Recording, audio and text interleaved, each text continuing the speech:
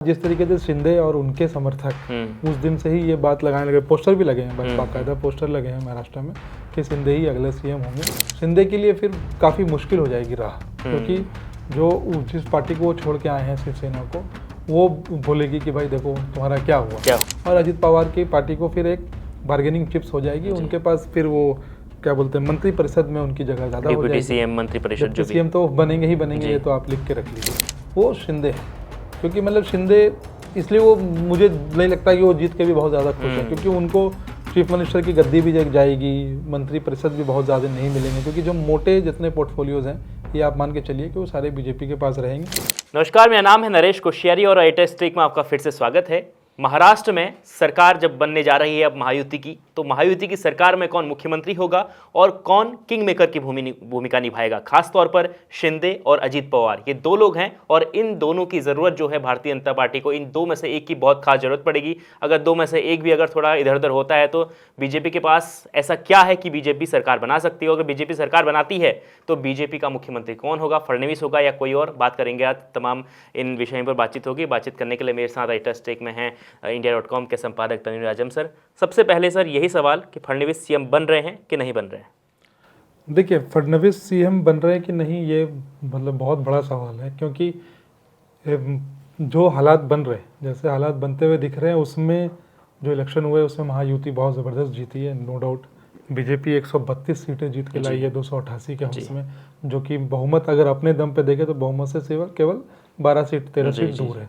दूसरी तरफ जो एकनाथ शिंदे हैं उनकी सीट 57 सीट्स है, और अजित पवार की जो पार्टी है एनसीपी अजित पवार, उसकी 41 सीट्स है। अब जैसे ही चुनाव के रिजल्ट की घोषणा होने लगी, तो जैसे ही बीजेपी ने एक बढ़त बनाई अपने तीनों में से भी, तो सबको ये होने लगा कि भाई अब अगला सीएम कौन जी। उसके बाद जिस तरीके से शिंदे और उनके समर्थक उस दिन से ही ये बात लगाने लगे, पोस्टर भी लगे हैं, बाकायदा पोस्टर लगे हैं महाराष्ट्र में कि शिंदे ही अगले सीएम होंगे। और उनके पार्टी के जो एमएलएज हैं और जो लीडर्स हैं वो ये कह रहे हैं कि ये जो जीते हैं चुनाव, इसमें शिंदे की जो लड़की बहन योजना है उसका बहुत बड़ा योगदान है, तो वो उसको हम नहीं निगेट कर सकते और हमें तो यही सीएम के तौर पे चाहिए। अब रह गई बात फडणवीस साहब की।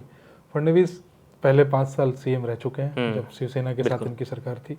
दूसरी बार जब नहीं बनी सरकार और जब शिवसेना को तोड़ा गया और जब बीजेपी और शिवसेना और अजित पवार ने मिलकर सरकार बनाई, उस समय भी फडणवीस ने समझिए एक बलिदान ही दिया एक तरह से, क्योंकि तब भी बीजेपी सबसे बड़ी पार्टी थी, लेकिन शिंदे चीफ मिनिस्टर बने जी। अब ये है कि जो अंदर खाने जो खबर है वो ये है कि बहुत सारे ऐसे शिंदे फैक्शन के लीडर हैं जो इस बात को बिल्कुल भी मानने को तैयार नहीं है कि शिंदे सीएम नहीं बनेंगे। और उसमें के पीछे एक तो बड़ी वजह यह है कि भाई हर कोई चाहता है कि मेरी पार्टी का सीएम बने, और दूसरी वजह एक ये भी है कि शिंदे के लिए फिर काफ़ी मुश्किल हो जाएगी राह, क्योंकि जो जिस पार्टी को वो छोड़ के आए हैं शिवसेना को, वो बोलेगी कि भाई देखो तुम्हारा क्या हुआ, तुम वापस जाना बहुत मुश्किल है, तुम तो बड़ा सीएम बनने चले थे और देखो अब वापस जाके कोई फायदा भी नहीं, तुम्हारा मतलब निकल गया, अब तुम्हें पहचान नहीं रहे वो लोग। लेकिन जिस तरीके से अजित पवार की पार्टी ने एक ओपन सपोर्ट कर दिया है कि भाई हम तो मतलब हमें कोई आपत्ति नहीं है कि बीजेपी का कोई आदमी सीएम बने। देखिए, इसके पीछे की राजनीति ये है कि अगर शिंदे दाएं बाएं करते हैं तो उनको साइड करके ये अजित पवार की पार्टी के साथ ये कर लें, और अजित पवार की पार्टी को फिर एक बार्गेनिंग चिप्स हो जाएगी। उनके पास फिर वो क्या बोलते हैं, मंत्री परिषद में उनकी जगह ज़्यादा हो जाएगी। सीएम मंत्री परिषद जो सीएम तो बनेंगे ही बनेंगे, ये तो आप लिख के रख लीजिए। दूसरी तरफ एक ये भी खबर चल रही है कि भाई 2.5 साल का वाला हिसाब किताब हो जाए कि भाई 2.5 साल शिंदे, 2.5 साल फडणवीस, या पहले 2.5 साल फडणवीस, बाद में 2.5 साल। लेकिन जैसे हालात हैं सर, बीजेपी मानने को तैयार तो होगी। ये बीजेपी के जो लीडर्स हैं, जो सूत्रों के हवाले से जो खबर है, वो बिल्कुल इस बात को मानने को तैयार नहीं है, क्योंकि उनका ये है कि भाई हम बहुत अच्छे से जीते हैं और लीडर तो हमारा ही बने। आज मीटिंग है, आज तीनों लीडर आ रहे हैं, अमित शाह साहब से मीटिंग है जहाँ पे ये सारी चर्चाएं होंगी।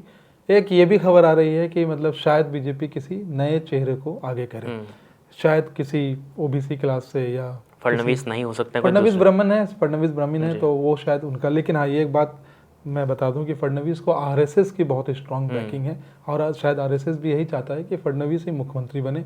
तो इसमें जो सबसे बड़ी भूमिका जो निकल के आई है वो आई है अजित पवार की जी। अब आप ये देखिए कि राजनीति किस तरीके से पलटती है, और इसलिए मैं लोगों को अक्सर बोलता हूँ, जो खास के समर्थकों को अक्सर बोलता हूँ कि आप लोग ज़्यादा इस पर बहस ना करें और ज़्यादा एक दूसरे के साथ सर फुटोवल ना करें, क्योंकि आज से 4 महीने पहले जब लोकसभा के चुनाव आए थे तो जी। अजित पवार बिल्कुल हाशिए पे चले गए थे। बिल्कुल। मतलब ऐसा लग रहा था कि क्या ही हो गया।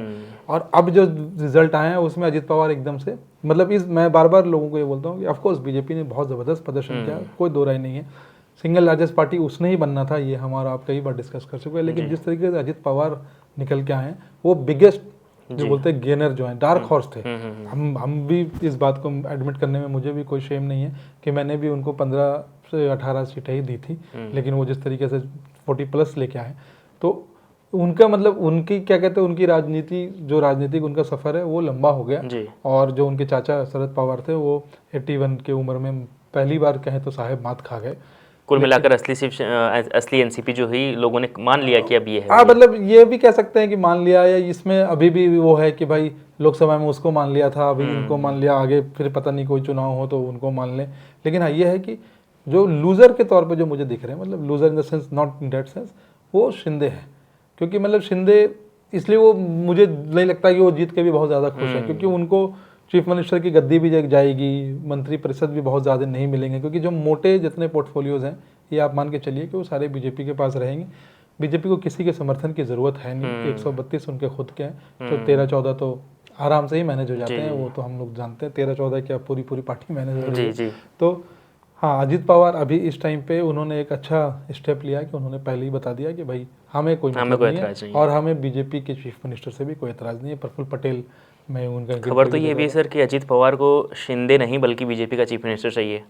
हाँ बिल्कुल, क्योंकि अगर आप ध्यान से देखें तो लोकसभा के बाद शिंदे की सेना से भी अजित पवार की थोड़ी सी ये हुई थी, क्योंकि उन लोगों का ये था कि इनकी वजह से हम और सीटें जीतते, इनकी वजह से हमारा लॉस हुआ है। और अजित पवार और शिंदे दोनों, अगर आप देखें, बीजेपी एक बहुत बड़ी पार्टी है इन दोनों के मुकाबले, ये दोनों आपस में एक बराबर की पार्टी आप कह सकते हैं।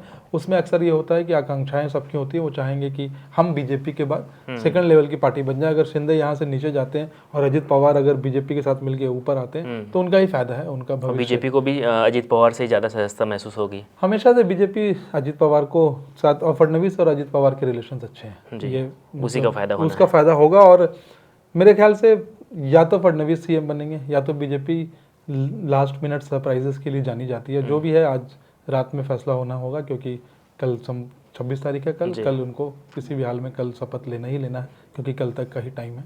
तो आज रात में, लेकिन हाँ ये है कि अजित पवार जिसके साथ खड़े रहेंगे, अगर अजित पवार शिंदे के साथ खड़े रहते तो शायद बीजेपी के लिए मुसीबत होती, क्योंकि ऐसे एलाइज को छोड़ देने से भी फिर आगे के लिए एक वो हो जाता है। बट इस टाइप का जो सिचुएशन है उसमें अजित पवार बीजेपी के साथ है, किंग मेकर की भूमिका में है। बीजेपी ने ऑफकोर्स, बीजेपी मतलब बिल्कुल सिंहासन के करीब है, बस किसी को उसको ले जाके बैठाना है। तो देखिए किस तरीके से आज रात को ये तस्वीर साफ हो जाएगी। लेकिन हम लगातार जिस तरीके से बातचीत कर रहे थे कि महायुति में जो 3 पार्टियां हैं, शिंदे ने कोशिश शुरुआत से की थी कि उन्हीं को आगे लाया जाए। उन्होंने ये भी कोशिश की थी कि चुनाव से पहले ही सीएम का चेहरा घोषित कर दिया है, लेकिन ऐसा नहीं किया बीजेपी ने कहा कि हम इंतज़ार करेंगे। तो उसके बाद अब जब नतीजे सामने आ गए हैं, रिजल्ट आ गया है, भारतीय जनता पार्टी सबसे बड़ी पार्टी बनकर उभरी है, और उसे अब ज़्यादा किसी की ज़रूरत तो है नहीं, थोड़ी बहुत ज़रूरत है वो अजित पवार पूरी कर लेंगे। हालांकि शिंदे भी कहीं जाने वाले नहीं हैं, जिस तरीके के हालात हैं उनको कहीं जाने का फ़ायदा भी नहीं होगा। तो आप बताइए, अब आप पर हम छोड़ते हैं कि आपको क्या लगता है कि क्या देवेंद्र फडणवीस मुख्यमंत्री बनेंगे या बीजेपी किसी नए चेहरे को मुख्यमंत्री के लिए आगे करेगी? कमेंट कर ज़रूर बताएं, और रोजाना देखते रहें India.com। आपका बहुत बहुत शुक्रिया।